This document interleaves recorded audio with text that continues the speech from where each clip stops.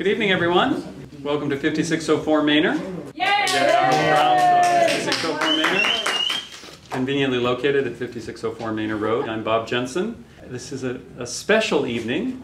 The Third Coast Activist Resource Center, one of the partners in 5604 Manor, was an idea that was concocted in discussions with our special guest tonight, Rahul Mahajan, who some of you remember from what I consider to be the old days.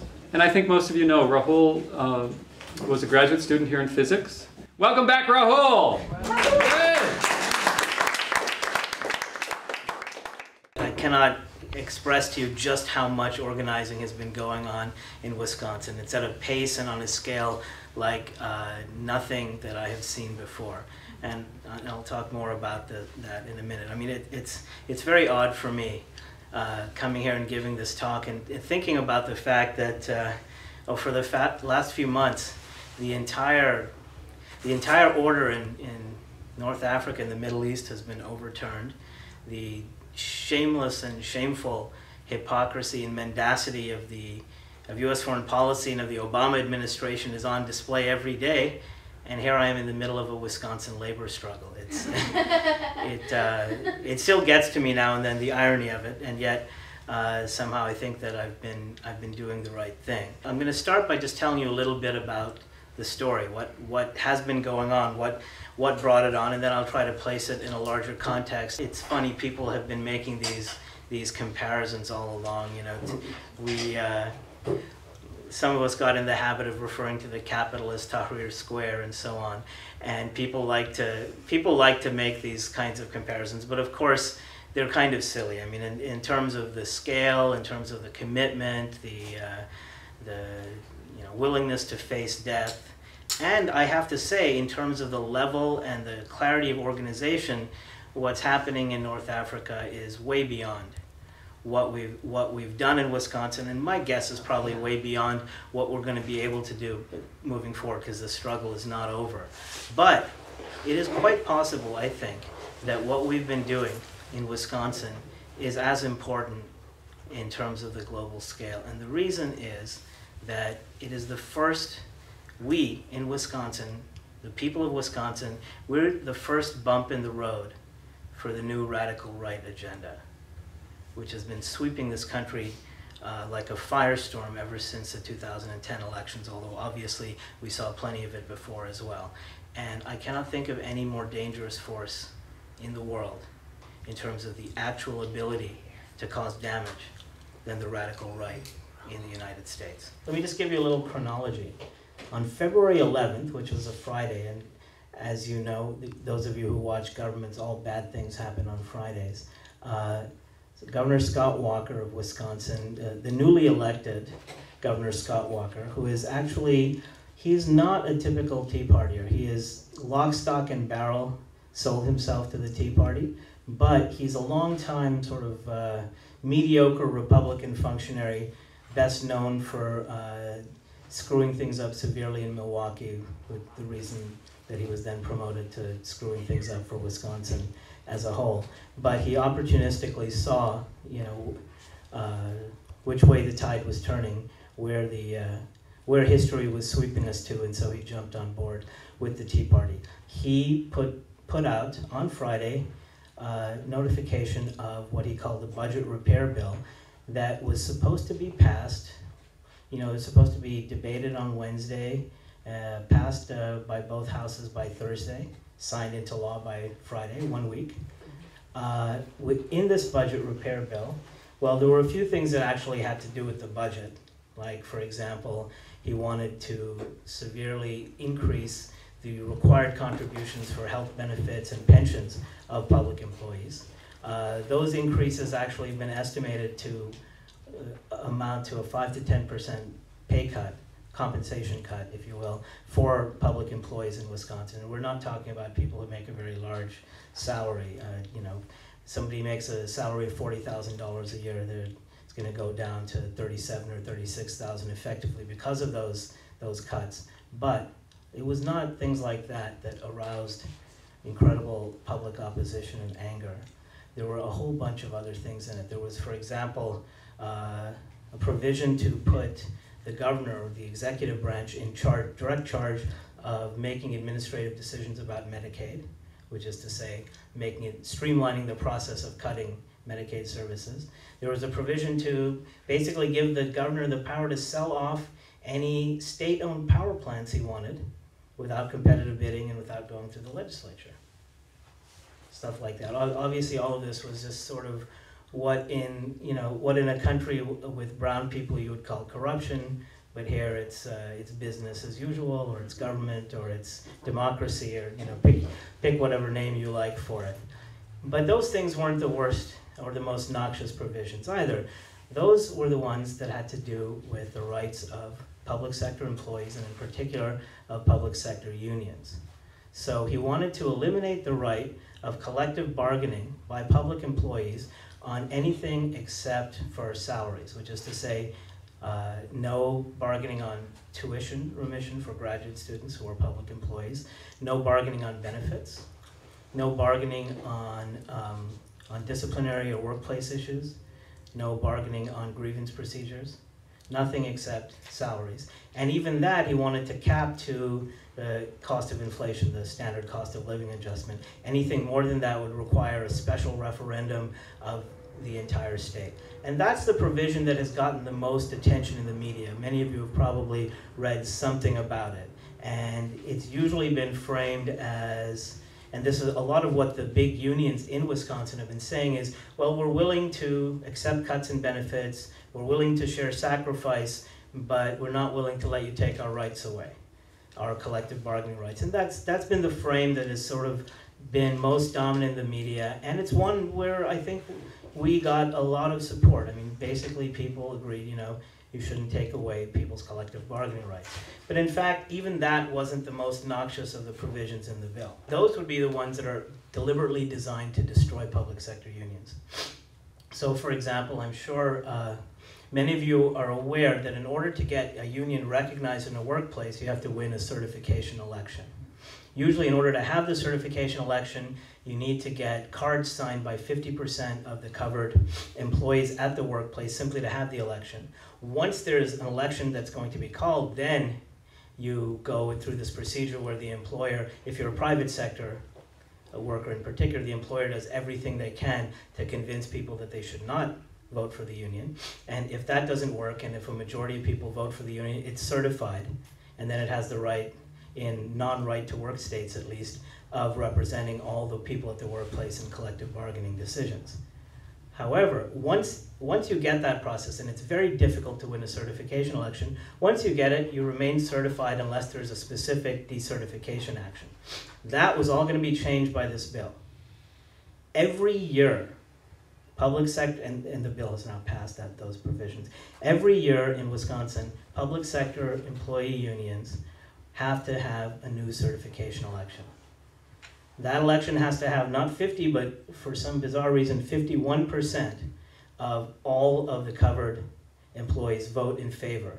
So if you can imagine the amount of work it takes to get to all the employees, to convince them to vote in a certification election, you're talking about basically the union spending all of its time on certification. Furthermore, he also was going to take away the entire system of how the unions get their dues. Right now, in most places, a public sector union like the ones affected in Wisconsin will get its dues directly, they'll be taken directly out of the workers' paychecks by the employer and handed over to the union. There are problems with that system, and I'll talk about that later, but at least it means they have a steady supply of money.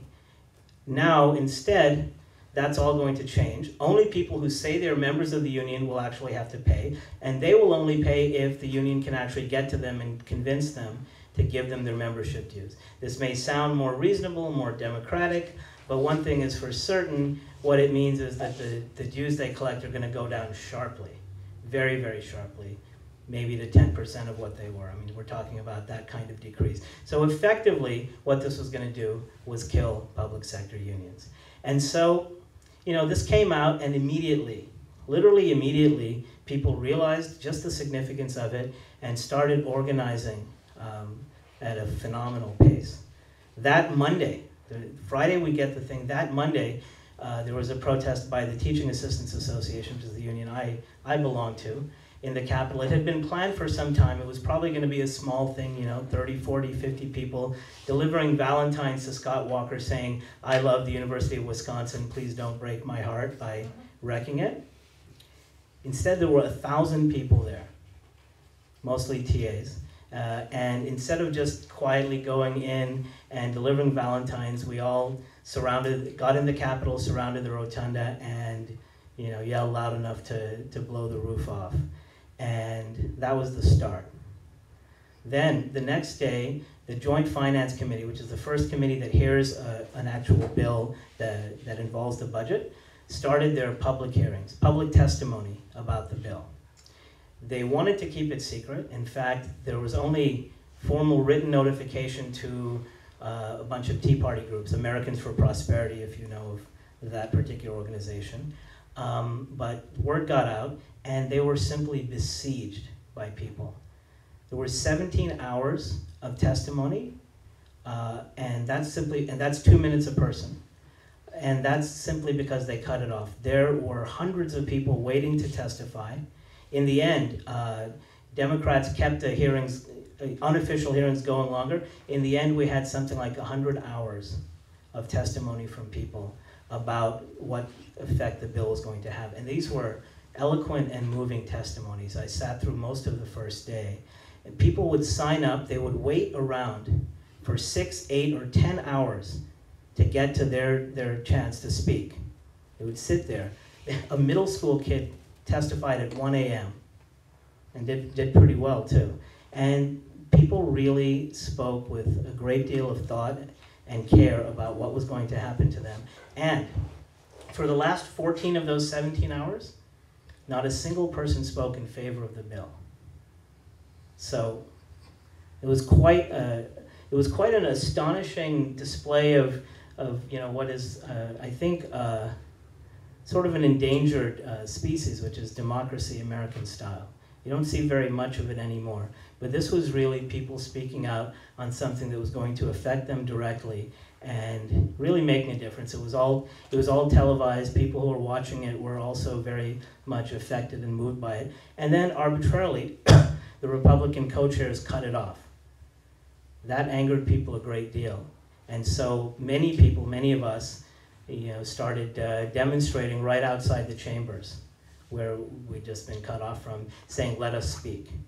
And many of us decided that we had to stay there in order to keep pressure on, to get our voices heard. And then, as I said, the Democrats decided they would continue informal hearings. And that was the beginning of, I haven't checked everything, but I have to imagine the longest continued occupation of a major public building in United States history. For 17 days, the people of Wisconsin occupied the People's House, the state capitol. We lived there, we slept there, we ate far too much pizza there. And mostly we worked there. We had hundreds of people working. I mean, I think for the first 10 or 12 days, I probably slept 3 hours a day, and that was normal. I'd sit in, we had a little office room there. I'd sit working, and then I'd duck under the desk to find a little nook, grab a few hours, and then get back to work. During that time, amazing things happened, absolutely amazing things. The first thing that happened, the Democratic legislature, and I don't know how much time you guys spend around Democratic state legislators. Too much. Yeah, I imagine. And I hope you'll agree with me, those of you who have more experience. They're not necessarily the most fascinating or militant or coherent of people. Some of them are time servers. Some of them are people who have their thoughts on higher office. Some of them are people who are willing to make any kind of compromise just because they like being there. And of course, there are some people who are committed to actually making change. It's a mix. But what we got in Wisconsin was just unbelievable. All of the Democratic state senators, the state senate has 33 members, 14 of whom were Democrats, they all decided to abscond to Illinois. And because a budget bill in Wisconsin requires a quorum of 20, and there were only 19 Republicans, that brought the whole process to a crashing halt.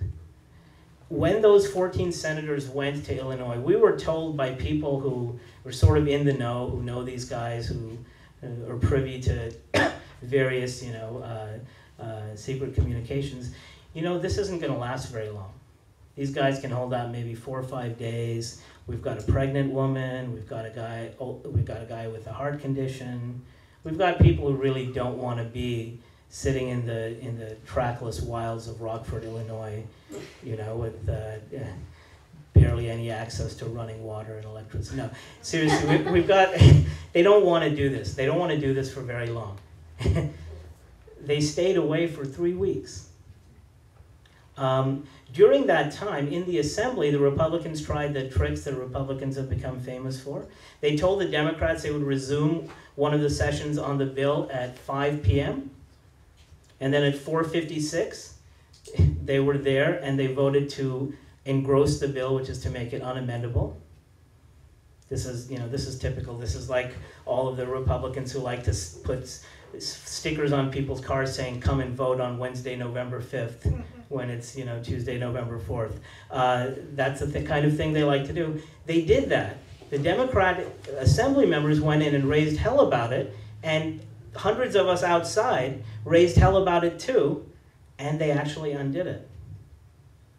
They were afraid of the consequences of doing this blatantly undemocratic thing with the people right there exercising our democratic oversight on them. And these were not the only amazing things that happened. We had the largest labor marches in living memory, I'd like to say, although there's some of you better qualified to speak about that than I am.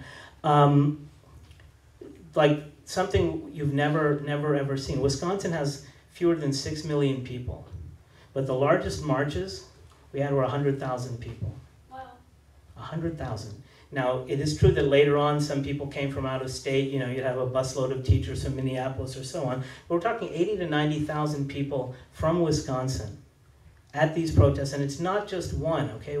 For the first week, we had them every day with tens of thousands of people. We had 3 different ones that were at least 60 or 70,000, going on up to 100,000. So in all, we probably had a couple 100,000 people participating in these protests. The unions had thousands of volunteers for every protest, calling through their entire membership lists.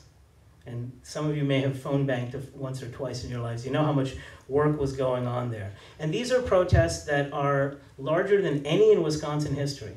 People used to say in the beginning, well, they're larger than any since the Vietnam War. But no, these are far larger than the ones in the Vietnam era, even relative to population. It's that extreme. It's that amazing what happened. And this is in a situation, an environment where, you've seen it. The right wing has been taking over and nobody is doing a damn thing. The Republicans win big, or at least claim to win big in the midterm elections. And what happens? First thing Obama does is come and say, well, gee, I guess I was wrong about health care. And I was wrong about thinking I had a mandate to do anything. And I was wrong about thinking that I shouldn't be a Tea Partier.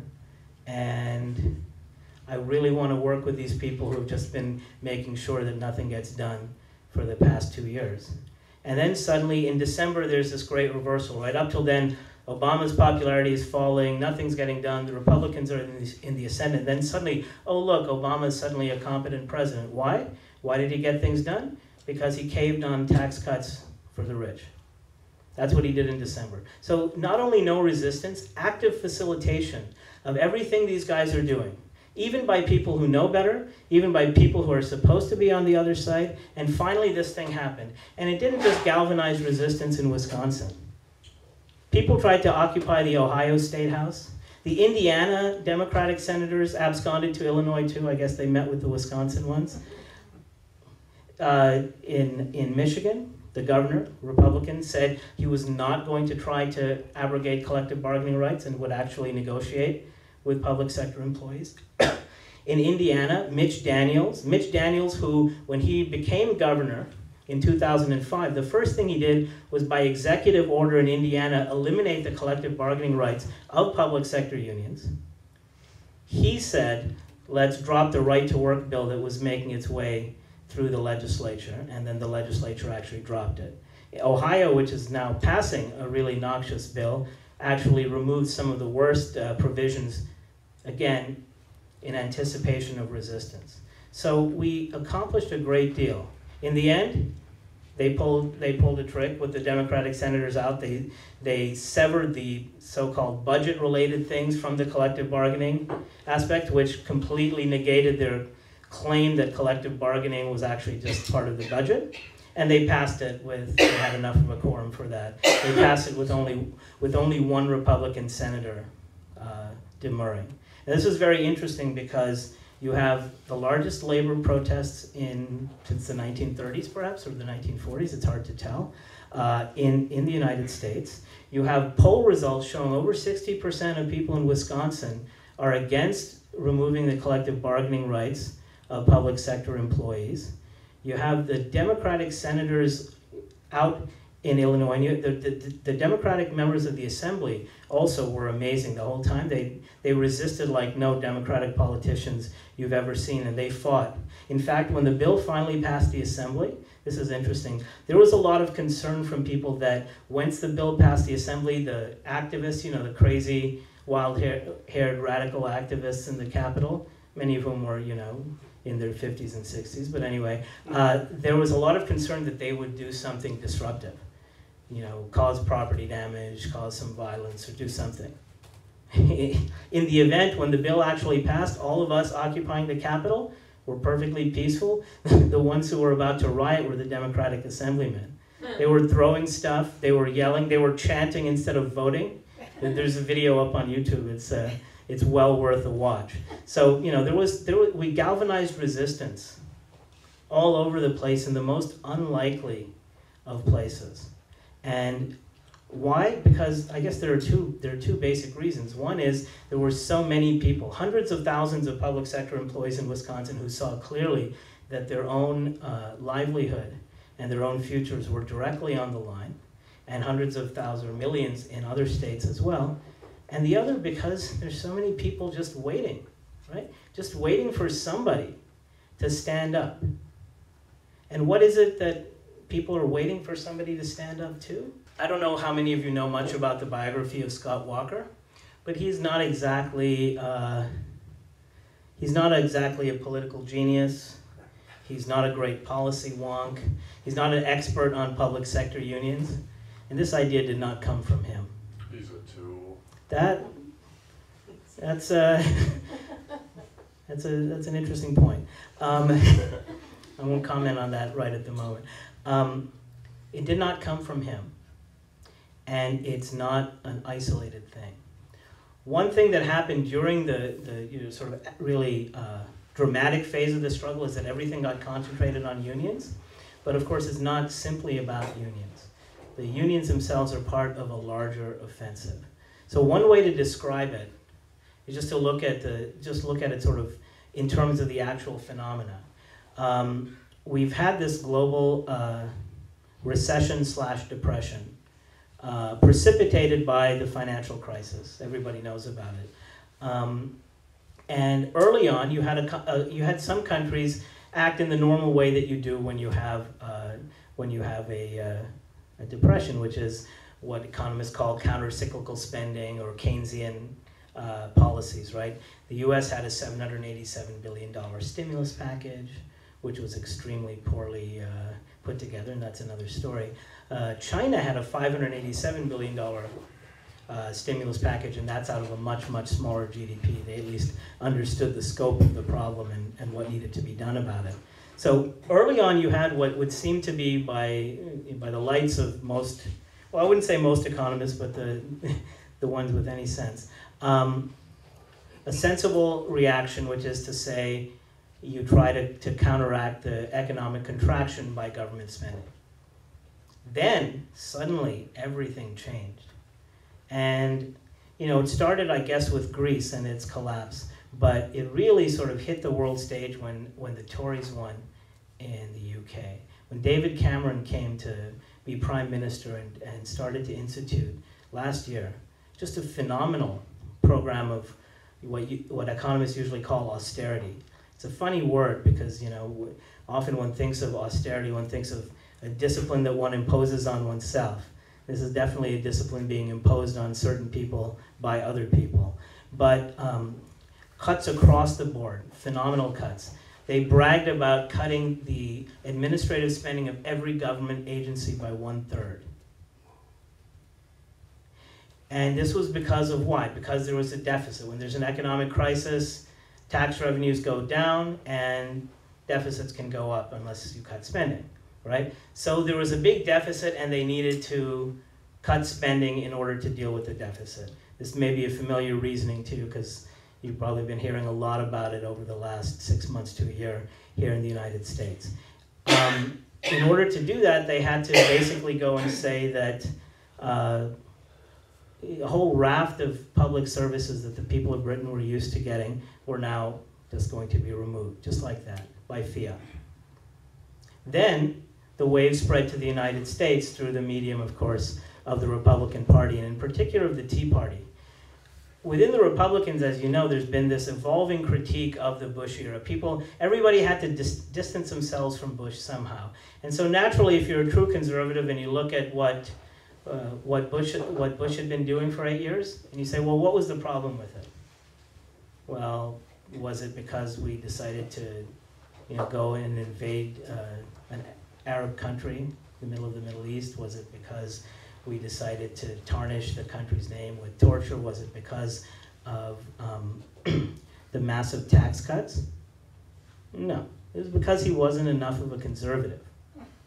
Right? That was where Bush went wrong. He spent too much on social services. Even there, it's very funny. They talked about him spending too much. They never mentioned the astronomical military budgets he created. He spent too much on social services, and that was the problem. And that is what conservatives, many of them, truly believe. And that is what they've been pushing. And amazingly enough, if you think about this, this is a crisis that was caused in part, at least the proximate cause, was the phenomenal arrogance, greed, irresponsibility, short-sightedness, and stupidity of a certain sector of the masters of the universe, which is to say the financial class, the financial services companies, right? They caused the immediate problem. Yes, there might well have been a recession otherwise, but they precipitated it and they made it far worse. Who would have guessed that the response to that would be to say that we need to make everything act more like corporations, and we need to take government services away from ordinary people. That ordinary people are actually the problem. In particular, public sector employees are the problem. In fact, Scott Walker likes to refer to public sector employees as the haves and private sector employees as the have-nots, which is to say that we, I guess, are the evil capitalists exploiting the private sector employees. And of course, the same people who are trying to capitalize on this populist rage against the economic crisis and are simultaneously actually trying to keep right now, if you look at the hearings over the Consumer Financial Protection Bureau and Elizabeth Warren, they are trying to keep the Democrats from even doing the minimal anemic things that they are proposing to do to rein in financial services companies whose profits are now once again as sky high as they ever were. So there is that austerity program. That's one big piece of it, and it's also you've got to be careful not to sort of misconstrue it. It is austerity in response to budget deficits. That's how it's presented. But the budget deficits are not the reason for it. They're just the occasion for it. And the reason I can say that with confidence is that these guys are not serious about cutting deficits. Because if you actually are serious about cutting deficits, the last thing you want to do is cut taxes on the rich. And that is what they've been doing, right? And it's not just at the federal level. Yes, the federal level, the federal government does not have a balanced budget amendment, and so it's felt free to just jack up the deficit to levels unimagined in previous history, and also to cut taxes. But states are cutting taxes on corporations and the rich as well. The $137 million budget shortfall for this year that Walker's bill was supposedly addressed at matches roughly the amount of money he's already given back in special corporate tax breaks, rammed through the legislature on party line votes without any public opposition. So I call it neoliberal austerity. It's austerity for, or you could call it austerity for thee, but not for me. It's austerity for the poor, it's tax cuts for the rich, and employment, salary, and service cuts for everybody else. So in one sense, that's the big story of what's going on. There is this global austerity politics, and within it, the public sector unions, and this really dates back to the work of several people in right-wing think tanks, the Heritage Foundation, the Bradley Foundation in Wisconsin, various others. Public sector unions are identified as, they're the tip of the spear in a way, because they're the unions that people, or certain people, love to hate. It's easy, at least for some right-wing scholars, to make the case against them, and that is why they are pushing on them in particular. But they are just an example of a much larger point, because it's not simply austerity politics, it's not simply changes in the allocation of money, it's also these other things, right? I mean, austerity politics, what does that have to do with taking away collective bargaining rights? Now, Scott Walker made an interesting argument. He said, well, we have no money to spare because we have a budget crisis, so we can't negotiate with public sector unions. Therefore, we have to take away their rights to negotiate. That's a brilliant argument, I guess, if you're a Republican, you know. If you feel that you can't actually offer anything in a negotiation, then I guess the best thing to do is hit the other person over the head or something. That's roughly the level of argument that he is making. And it's clearly part of something larger, and that is something that, if I want to be very academic for a minute, I call it, there's a certain disciplinary impulse in all of this as well. They want to change the way that people are and live their lives and think about what is right and what is wrong. And you can see that when you think about this. One of the big arguments they make is, look at the private sector. It is screwed up. It's in near depression mode. There are massive employment cuts. Unemployment has gone way up. People are hurting. Private sector employees have either lost jobs, lost salary, had to increase benefits payments, or you know, sometimes more than one of the above, right? It's not fair, they say, that private sector employees should have to suffer this while public sector employees don't. Now think about that for a second. It's not fair if some people are suffering because of a crisis caused by the greed, short-sightedness, and stupidity of a handful of people in our wonderful economic ruling class, then other people must suffer too, or it's not fair.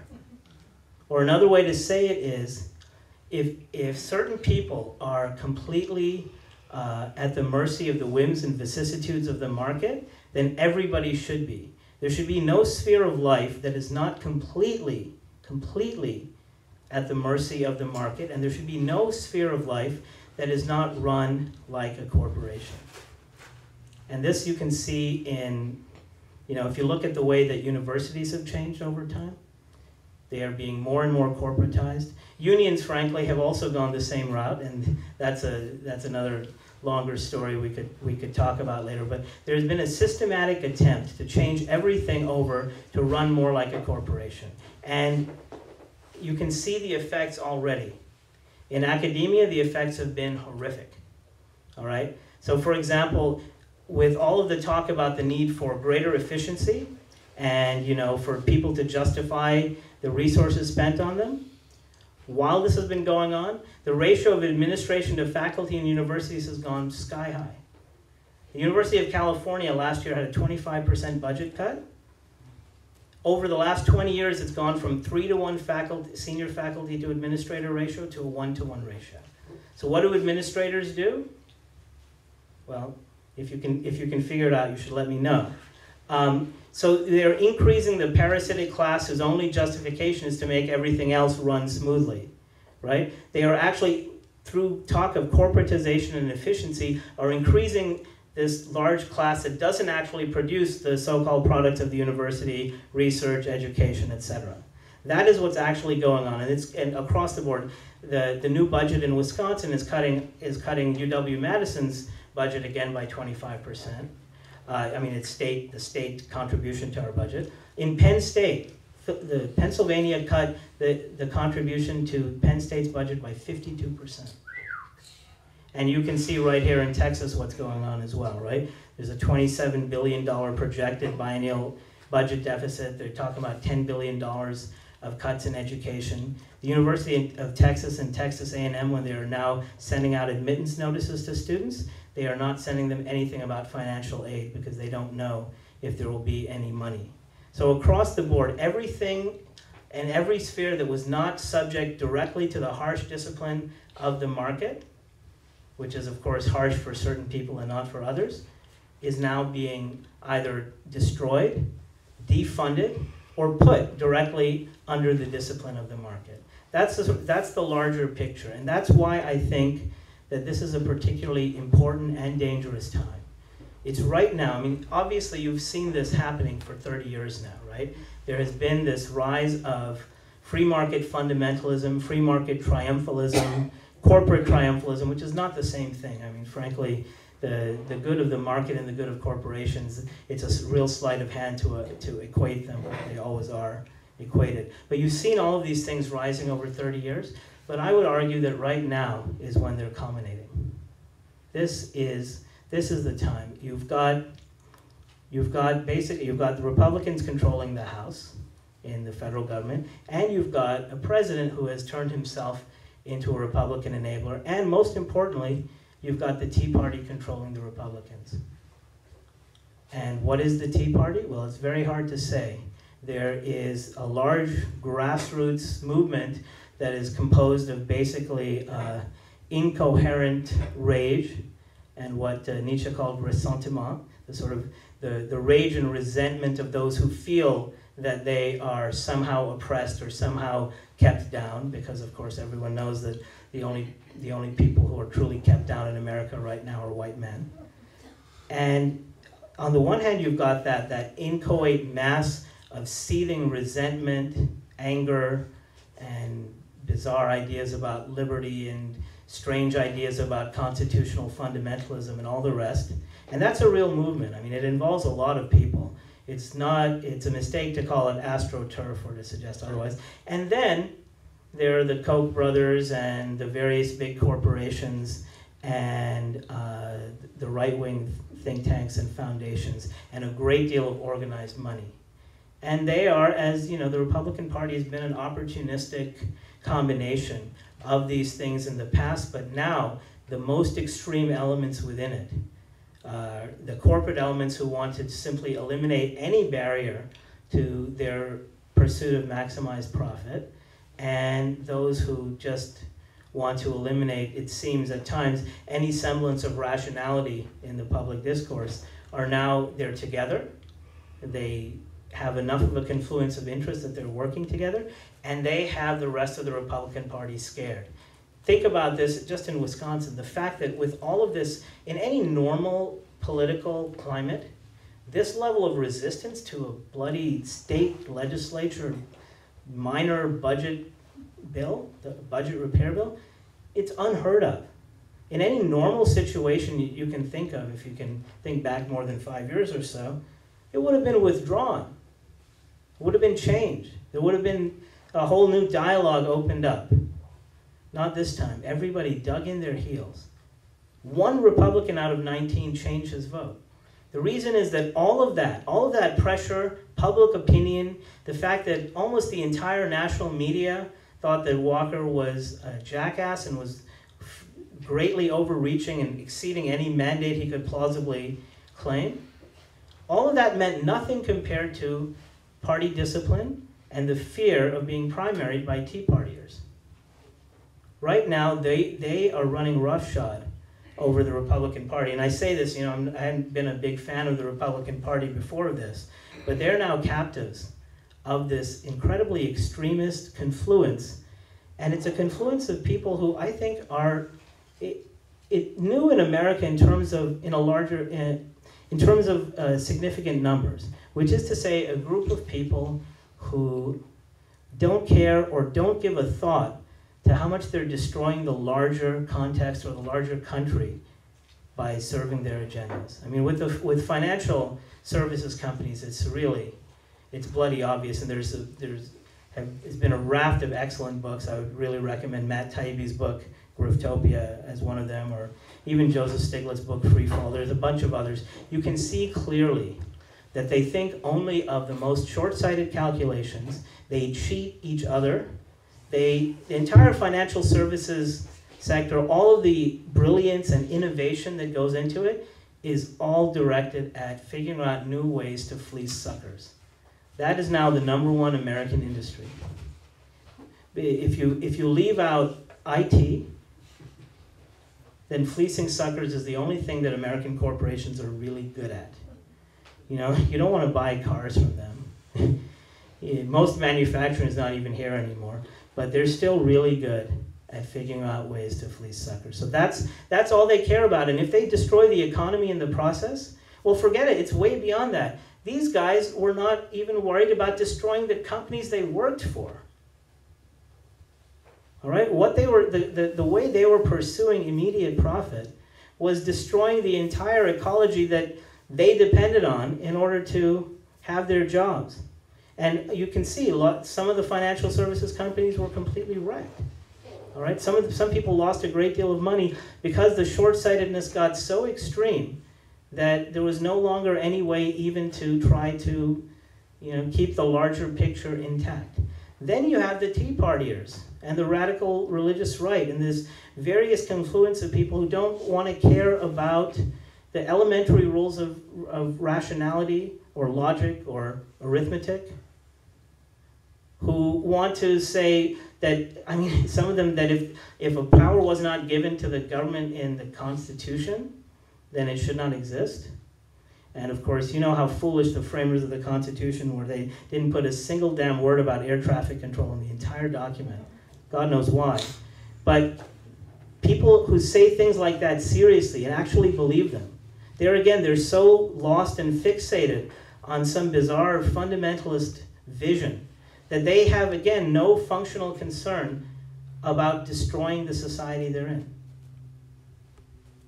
Right? They come together, and then you have people who are so intent on the idea that the corporate way is the only way, and that everything should be run like a corporation, and that every bastion that is protected in any way from the market is a source of corruption and must be removed and destroyed. Once again, functionally, they don't care about destroying the larger picture. And this was not true. This was not true of the robber barons, of Andrew Carnegie. This was not true of General Motors in the 1950s. I don't think there is a time in American history when you can find such a confluence of different powerful forces who effectively were ready to be bent on destruction of this country if it furthered their goals. I think this is actually unique. And for as long as I have been an activist, I've heard leftists talking about how the United States is becoming like a third world country. And I always thought it was nonsense. All right, having actually been in third world countries before, I could see the difference. And it's still true, obviously, we're far more affluent. But now, finally, we are trying to make ourselves like, not just any third world country, we're trying to make ourselves like Libya, right? Or pick your dysfunctional country. We're trying to make ourselves like the Congo. All right, that's what we're trying to do. Destroy all the institutions that work, except for a handful of corporations, even those. If the idea is now that everything should be run like a corporation, what will it be tomorrow? That everything should be run like a financial corporation. And at that point, then you can bid goodbye to the entire society. So I actually think, obviously this stuff is really incipient right now, but it's already so severe, right? These budget cuts we're talking about are going to have huge effects on the lives of tens of millions of people. I actually believe, and I don't really like to fearmonger. You know me, I'm a mild-mannered sort of guy. But I do believe that this represents something qualitatively new, and It's an offensive that's been a long time in building, but you can date the sharp inflection point to the 2010 elections and then to Obama's decision to basically enable anything that was done. And the next inflection point was February and March of 2011 when there was the first resistance to it. And the question now is, and this is a question for all of us, not just Wisconsin, the question is, how many more bumps in the road will they hit? And will there be the sorts of massive mobilizations in other places that there have been in Wisconsin? And that is why I hope that as many people as possible can hear the story of what did happen in Wisconsin, of what is going to happen, because this fight is not over by a long shot, and can take that and make that story come true wherever they are. Thank you. Institutions that protect the rights of working people are collapsing, and there's no necessary end in sight. And I should add, you know, there are many reasons why public sector unions have been identified as a particular point, but the biggest one, perhaps, I can think of at least three off the top of my head. The biggest one is probably this, that they're the last bastion of unions. The unions in the private sector in the United States have been wrecked. Union penetration in the private sector is at 7.5%. All right? It's less than that now. Yeah. Well, it was at 7.5%, you know, last year, and so it's probably 7 by now. You know, it's being destroyed, and the reason is a 30-year offensive by corporations deliberately to try to subvert, violate, circumvent every possible rule, regulation, and law in order to crush unions. Every time you try to have a union election, they threaten to shut down and move to another country. They routinely fire people for trying to organize. They bring in 90% of workplaces will bring in employees for one-to-one talks with their supervisors about why they shouldn't join a union, in addition to the larger sessions where they harangue people in a group. Every possible thing you can think of, employers do in order to crush private sector employers do, and it has worked. There's been a lot of propaganda as well. And here's the thing, public sector unions did not have to go through this. Public sector union penetration is roughly what it was in 1980. And according to the Bureau of Labor Statistics last year, for the first time, there were more unionized public sector workers than unionized private sector workers, even though obviously the private sector is much larger. But now, with governments acting more like corporations, all that's going to change.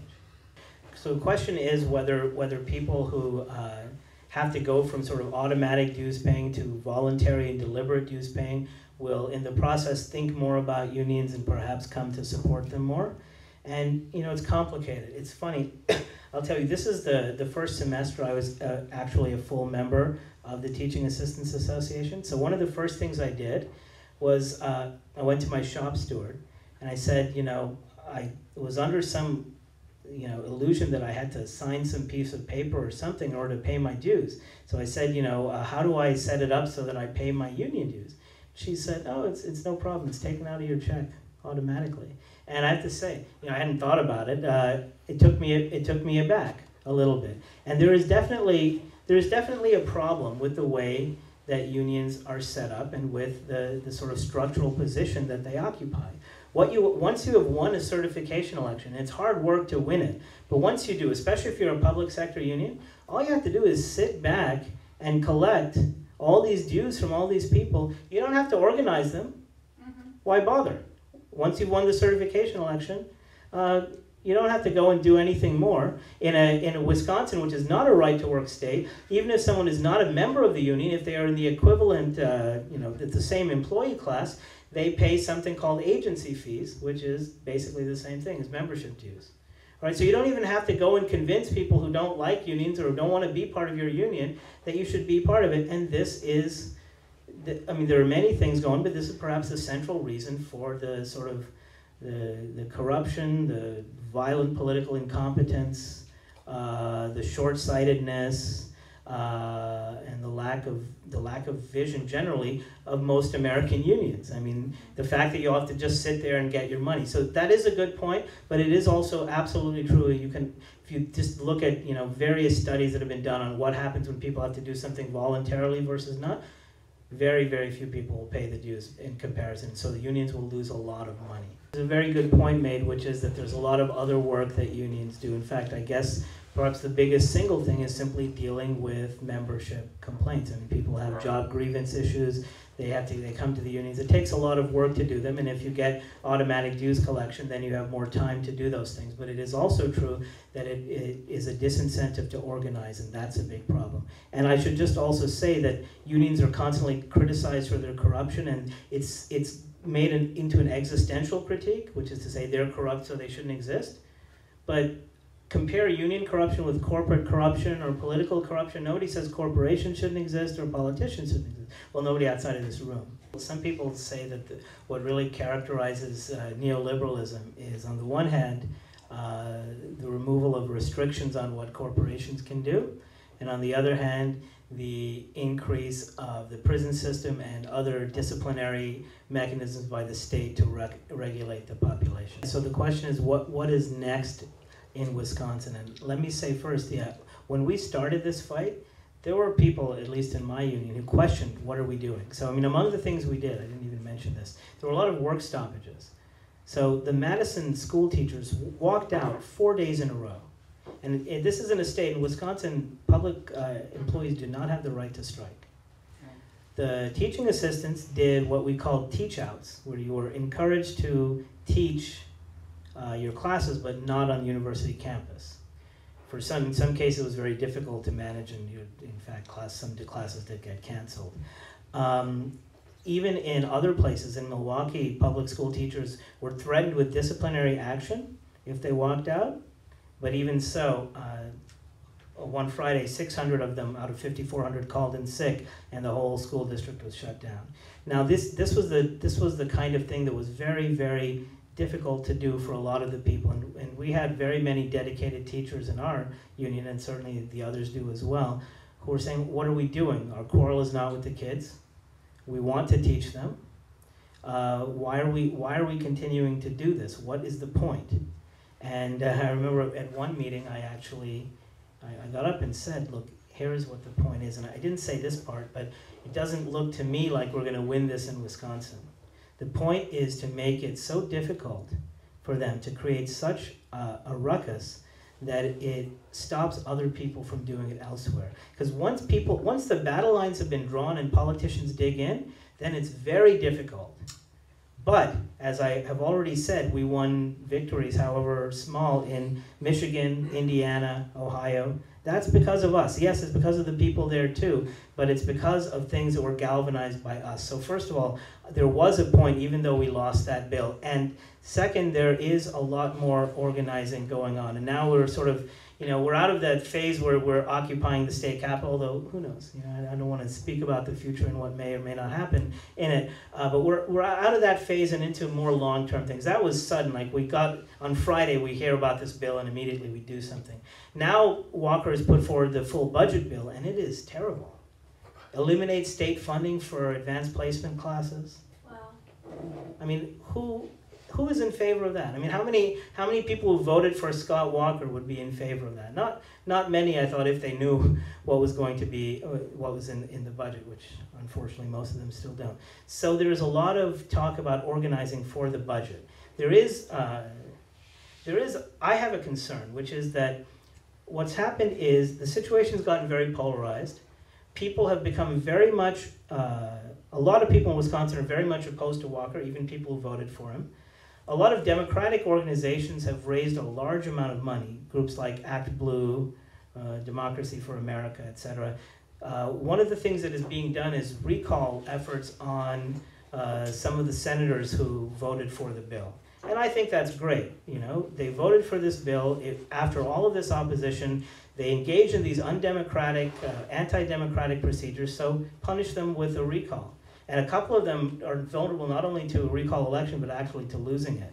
So that's great, and there's a lot of PAC money that has been raised for that. But I think some people in some of the larger unions, and my own union is a very small one. The big ones are the WEAC, which is the Wisconsin branch of the NEA, Teachers Union, the SEIU in Wisconsin, AFSCME in Wisconsin, and smaller as the AFT, American Federation of Teachers in Wisconsin. These are sort of the bigger unions, and some people in those, and I won't mention any names, seem to me to be thinking mostly about the 2012 elections. Mm-hmm. Okay, we have changed. Well, that's a big weakness of the whole union. That's right.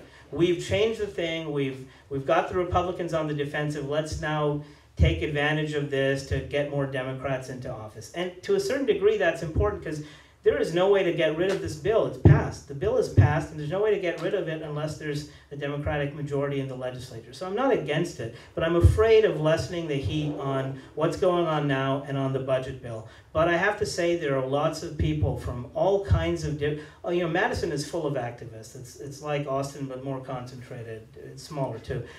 There are lots of people from all walks of life and every possible, labor people, environmental people, anti-war people, you name it, the entire gamut of activists and union members who are very much engaged in trying to move the fight forward. And for me personally, since this bill has been lost, I think that gives us the opportunity to widen the scope of the analysis and the struggle. And to me, the most important thing is to communicate to people in the country and to frame it as a national issue. It's not just a Wisconsin issue that hasn't gotten fully out, I think, and that is, group of people I'm working with, that's our primary concern. There are so many people involved that I can't possibly speak for what the thinking is of everybody because it's a very large and very chaotic movement. The recalls are certainly a very big part of it. There will be mobilization once the budget bill has its open hearings. There will be, the Republicans are trying very hard to make sure that those are only in small rural areas and not where large numbers of people might, although we have just most amazing sort of public meetings and protests and rallies in little places in Wisconsin that never see a protest. Scott Walker appears in some little town and 200 people come and protest him. It was just amazing, like nothing people in those places had ever heard of, at least since the 1980s. But yeah, there's moves afoot on that. There's a lot of work that has to be done just to sort of decipher the budget and explain to people what's going on. There are attempts to mobilize the student body of UW-Madison, which has gotten involved in a big way, but not to the degree it could. So nobody believes, I think, nobody believes that the fight is over. It's just that there are a lot of different ideas about how it proceeds. The question is that in this particular situation where basically you have this confluence of forces that are bent on their own ends, but those ends will involve destruction of most of what's good about living in this country. How does the left react to that, especially in terms of how does the left relate to liberals, which is always it's a perennially difficult question for the left, and the left, different parts of the left have come up with every possible answer. And every possible answer has also proved to be wrong in many cases. Perhaps the most wrong was that of the German Communist Party, which decided that the German Social Democratic Party were what they called social fascists, and decided not to support them. And I think we all know what happened after that. That was a bad one. So I go back and forth on this somewhat.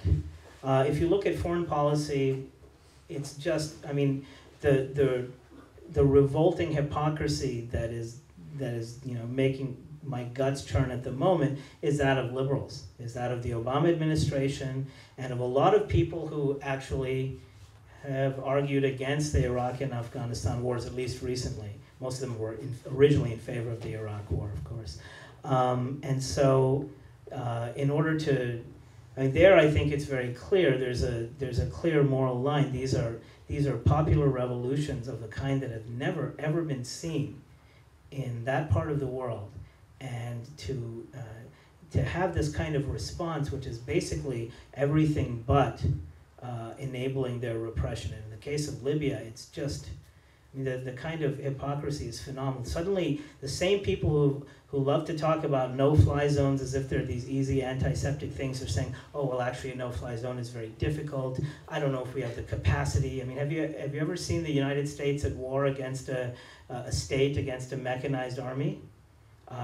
Everybody who's seen that, and we all have since we get to watch it so often, knows how easy it would be for the United States to stop the Libyan Air Force and armor from doing anything against the rebels. So the hypocrisy there is phenomenal, and you can't just sit and not say anything about it, right? I mean, that would be immoral if you're working on foreign policy stuff, and I think actually the left has taken the wrong tack on a lot of what's going on in Libya. But in a larger sense, you know, after the elections, I was ready to write a piece about how we should really give all of our third parties a real rest. I mean, like a long rest, the rest of the tomb, perhaps. Because you look at Illinois. So Alexei Janulias is no prize. I mean, well, what Illinois Democrat is, I think we can say that. We can say that of all of them at this point. But he lost by, 1.5%. And the Green candidate, who didn't even run a real campaign, got 3% of the vote. So naturally, obviously, his candidacy did, in fact, cause a Republican to get elected to the Illinois Senate. And we all know the difference that one Republican senator can make. I mean, we've had a 2-year object lesson in that. And so even there, though, I would say that the point is not simply that we caused a Republican to win, but that the Green Party is a project that's not going anywhere.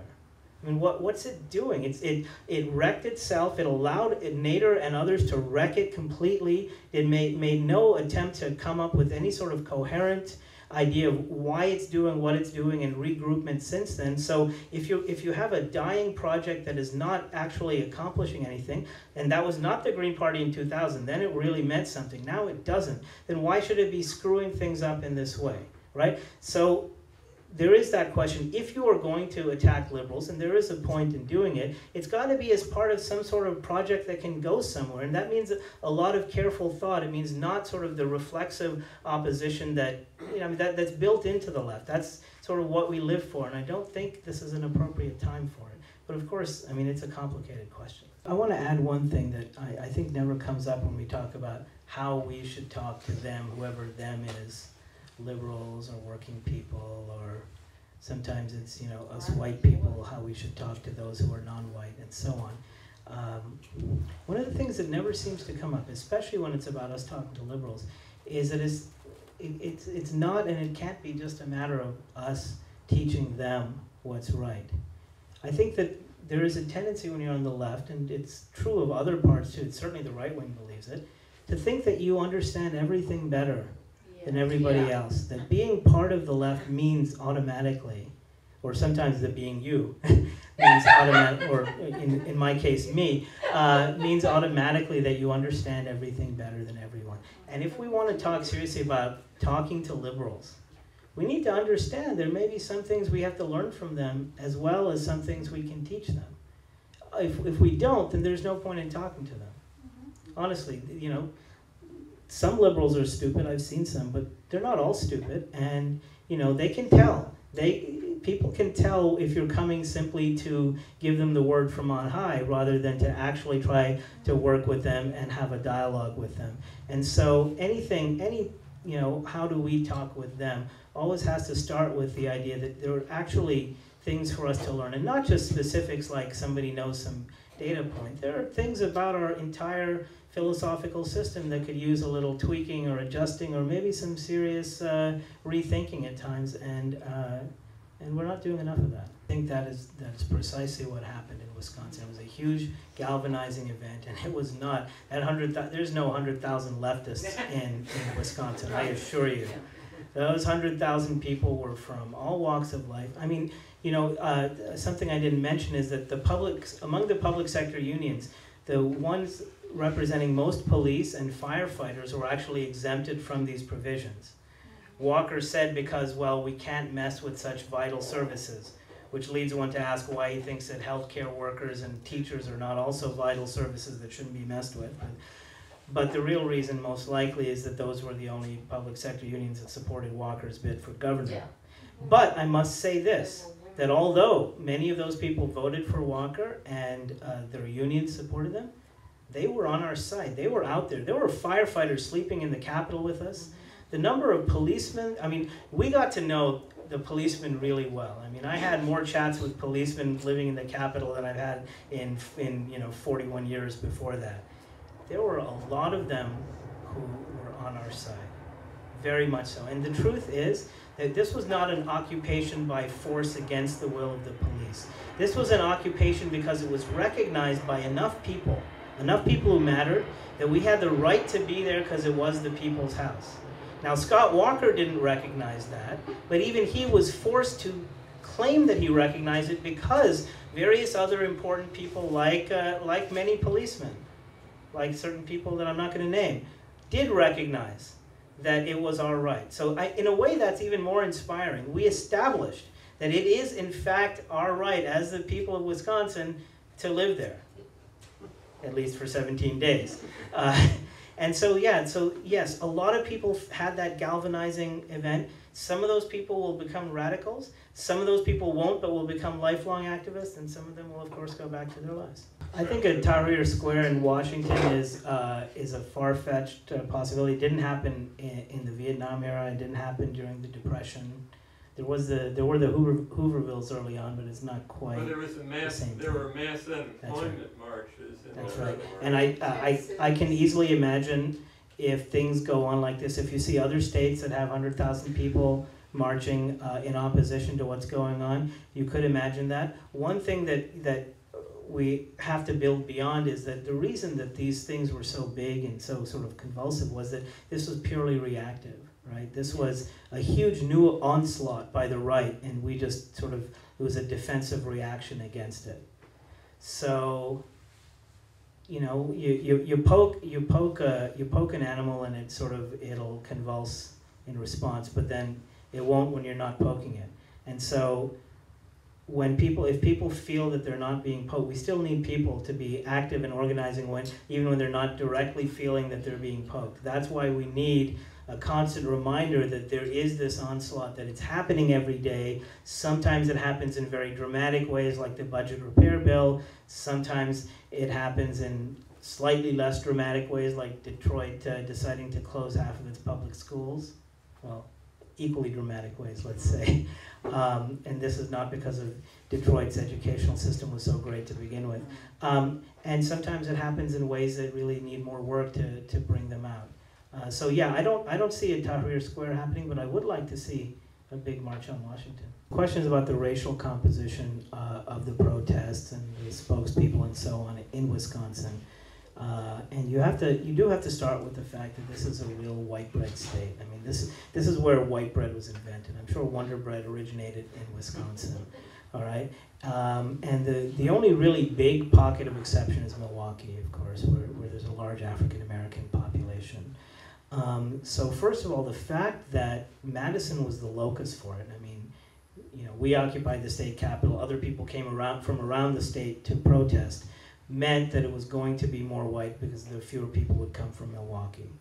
That's one thing. Another is, I would have to say that African Americans who are politically active in Milwaukee already had a number of issues that they've been working on. So it's just somewhat less likely that they would be immediately galvanized by this because simply so much demands on their attention.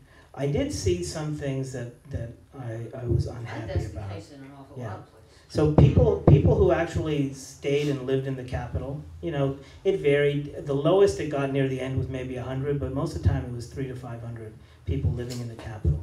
And there were some people who came in and really got to know people, but then most people sort of came and sort of stayed in their little cliques.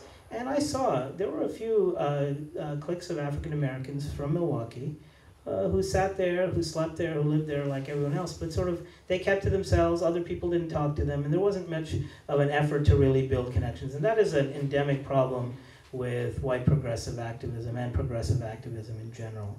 I will say that some of the most dynamic people who are sort of doing the organizing on the floor, I mean, there's literally like the rotunda of the Capitol is like where the proletariat of the movement was, and the administrative elite were up on the third floor in the little offices. It was a direct, like, I've never quite seen such a nice elevation-based class structure in a movement. But some of the guys, some of the people organizing on the rotunda, the most dynamic, active, making the most media contact, etc., were African Americans. They're definitely underrepresented, even given the racial composition of Wisconsin. I don't think it was because of any specific resentment by African Americans against white privilege per se, because I don't think that was on their radar. Remember, most of these people, they were not part of a movement before, except in the sense that they were union members. So all these hundreds of thousands of people, they were not sort of on the radar of African Americans as being, as being imbued with white privilege. They just all came in a mass, and it'll take more work to get more people from Milwaukee involved in this.